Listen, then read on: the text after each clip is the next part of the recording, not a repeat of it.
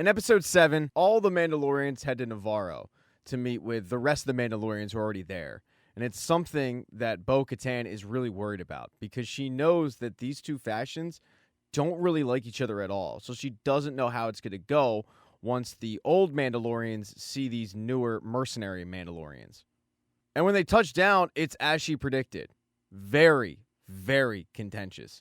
But cooler heads do prevail when the armorer says, "We will welcome our new guests with a feast." At that new feast, they're going to have some alcohol courtesy of Greef Karga, who comes back to greet Din Djarin on his return. But he's also got some really good news for him. He brings him to his office to show him IG-12. It's actually IG-11, but it's battery controlled this time. And it's set so that the pilot can be a very small individual, i.e. Grogu.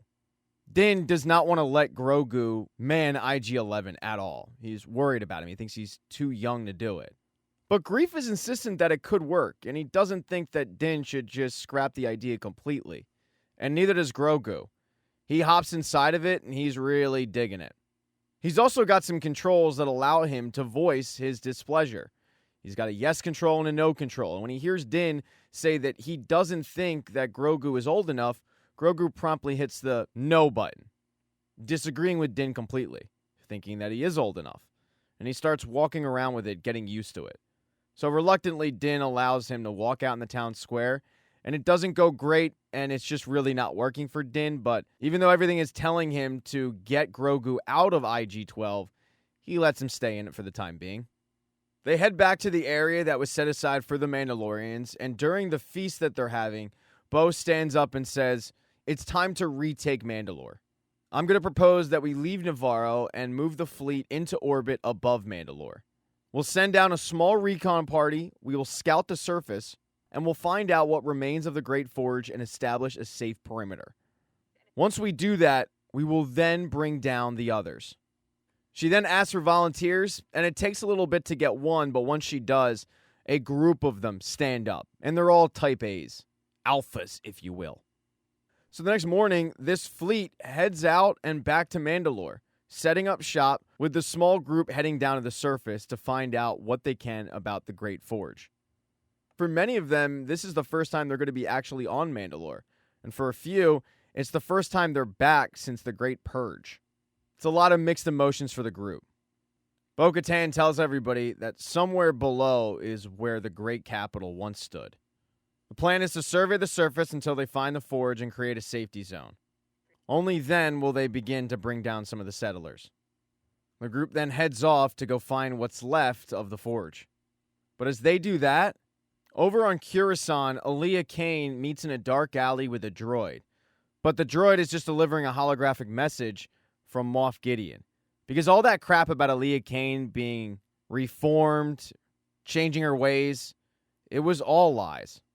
Moff had actually sent those pirates to Navarro, and he wants to know what went wrong, and she has to fill him in that it was Bo-Katan and Din Djarin and a group of Mandalorians who took them out. There was nothing she could do, because it wasn't New Republic. This news comes as a real surprise to Moff because he knows the two factions of Mandalorians don't get along, and Kara says, "Yeah, that's why I'm calling you now. I wanted to let you know." Moff tells her to continue with the mission, and he'll deal with the Mandalorians. And then he goes and has a meeting with a group of Empire warlords who are trying to retake the galaxy. There's a lot of arguing going on because some feel that a few of the latest attacks are drawing too much notice, and if they're perceived as anything other than a group of unorganized remnant warlords, the New Republic will increase the efforts to hunt them down. So they want to make an impact, but they don't want to be too obvious about it. This group also knows that they have support. A lot of people are getting sick of the New Republic.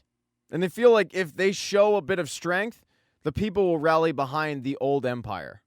One of the men, named Captain Pelion, says, "Yes, but that strength can't be wasted. Grand Admiral Thrawn's return will herald in the reemergence of our military. It'll also provide Commander Hux enough time to deliver on Project Necromancer." Moff Gideon jumps in and says, "You know, Pelion, I always notice that you talk about this, but Grand Admiral Thrawn is once again missing from your delegation. Any word on when he's going to be able to participate in the Shadow Council?" Pelion looks at Moff and says, "With all due respect, our one hope for success relies upon the secrecy of his return. And Moff shoots back, I know all about secrets. I hear them from all over the galaxy, but I never hear secrets about Thrawn. Yet you have spoken of his imminent return. Perhaps it's time we look for new leadership? A lot of people agree with Moff, and Commander Hux says Project Necromancer is in place for that. Hux then asks what happened to Dr. Pershing because Moff had promised them the research, and he has to break the news that Pershing was captured by the New Republic. Hux chuckles and says, well, I hear rumors too, and I hear that you held Pershing and were attempting your own experiments on Navarro. But Moff flips it back on Hux and reminds him that the creation of clones is Hux's obsession, not Moff Gideon's. He then gets the conversation back on track to getting new leadership for the Shadow Council, pointing out that people like Pelion use up all the resources, while the rest have to scrape and claw to get some. And it's all in the name of this grand plan that nobody really knows what that entails. But Hux shoots back that it's actually Moff Gideon getting a lot of resources. Recently, he got approved for 3 Praetorian guards. Not only that, but also reinforcements for TIE interceptor squadrons and bombers. And when he's questioned about why he needed all this, he says, I need it for Mandalorians. I'm very confident that they're preparing to retake their homeworld of Mandalore. I'll remind you all that a resurgent Mandalore would hamper our efforts, so we need to stamp them out now. He gets a lot of support to head to Mandalore and make sure this happens. Now, the Mandalorians on Mandalore that are looking for the Forge, they have no idea that Moff and his troop are coming. They also have no idea that they're not the only Mandalores on the planet.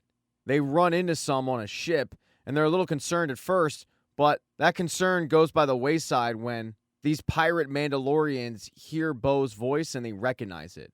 And they bow because they follow her. That night, Bo's group goes on the ship with the pirate group and they make camp. The leader of the pirate group mentions how Mandalorians were punished because they refused to surrender. But Bo says that's not actually true at all. She tells the story of what really happened to her and the Mandalorian people. How after the forces were annihilated in the Night of 1,000 Tears, defeat was imminent. She met with Moff Gideon to negotiate a ceasefire, and in exchange for submitting to the Empire and completely disarming, no Mandalorians would be hurt.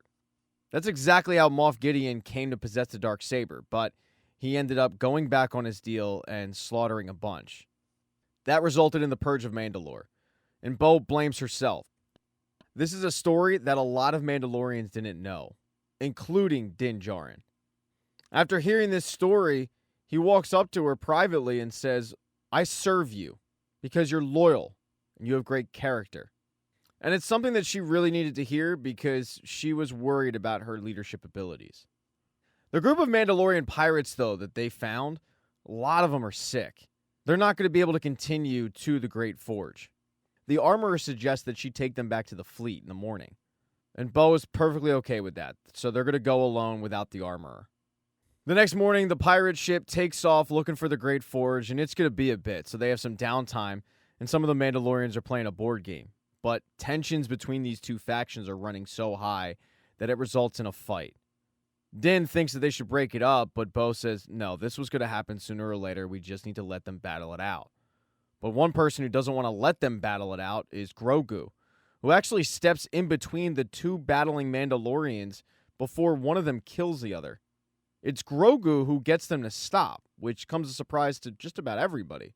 Most of all, Din. Cooler heads, though, do prevail, and they continue on. They are forced to flee the ship when it's attacked by a giant monster, but they do get into some caves, and it leads them to what's left of the Great Forge. They're all taking it in. But then they are attacked by stormtroopers. And these aren't just any stormtroopers. Their uniforms are made out of Beskar. This was something they weren't expecting, and one of them has to flee to get reinforcements. But the Mandalorians are better fighters than the stormtroopers, and they slowly push them back farther into the forge. Eventually, they find themselves pushing the stormtroopers back, and when they look around, they're in a hangar. And it's one that they've never seen before. They're really surprised because there are TIE fighters there. Even Bo doesn't know what this place is, but before she can figure it out, doors close, trapping all the Mandalorians into one location with Din Djarin being the sole Mandalorian who's left on the outside. There's nothing that Bo and her group can do. Din does his best to fight off the stormtroopers, but they're too much for him. They pin him down, and that's when Moff Gideon shows up. He tells Din and the rest of the Mandalorians that they were talented people, but their time has passed. But Mandalore will live on with him. He points out that thanks to Mandalore's resources, he's created the next generation Dark Trooper suit. It's made of Beskar. So that's what he took from the Mandalorians. But he's taken some of the clones, some of the Jedi, and what he's planning on doing is creating an army to control the galaxy. He then says, why don't we take your fleet off the board while we have the element of surprise? Activate the interceptors and the bombers. Unfortunately for the Mandalorians, there's nothing they can do to stop this. They're trapped. Moff arrogantly says, in a few moments, the purge of Mandalore will be complete. He then commands his stormtroopers to take Din to the debriefing room. He then turns his attention to Bo-Katan because he wants the Darksaber back. But Bo has no intention of giving it. Moff commands them to lift the gate so that he can just slaughter the Mandalorians and take it. But Bo, using the Darksaber, cuts a hole in the other end and goes to escape. Paz, the giant Mandalorian with the Gatling gun type weapon, tells all the Mandalorians, go, I'll cover.